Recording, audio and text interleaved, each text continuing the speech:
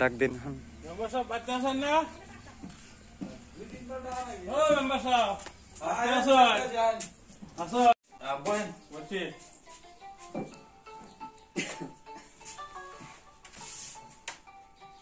তাহলে আচ্ছা কি মনে করে এলেন তাহলে? আয়া ভোট দিলাম না তো কিছু বলেন না।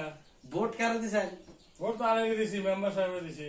আমার দিছেন? হ্যাঁ কার কথায় ভোট দিছেন? শুভগুলোর কথা দিছি। শুভগুলোর কথায় ভোট দিছেন। আমি শুভগুলোর কাছে থেকে টেহা ভোট কিনে নিছি। ভোট কিনে নিছে? ভোট কিনে শুভগুলোর কাছে শুভগুলোর কথায় ভোট দিছেন না? হ্যাঁ। তাহলে শুভগুলোর ধরেন না ভোটটা তো আগে আমি দিছি। আমার দিলে কি হবো? আমি শুভগুলোর টেহা দিয়ে টেহা দিয়ে ভোট কিনে নিছে, শুভগুলোর কথায় ভোট দিছেন না, আমার কথায় ভোট দিন নাই।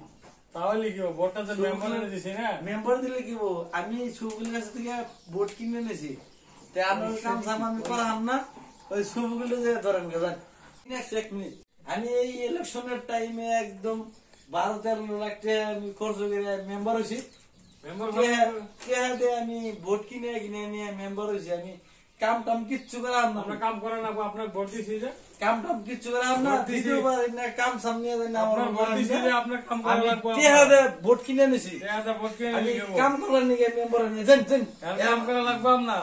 ভিড় করা হবেন না বাবা, কাম করা লাগবে। কাম টাম নিয়ে হবেন না, যান। আপনার কাম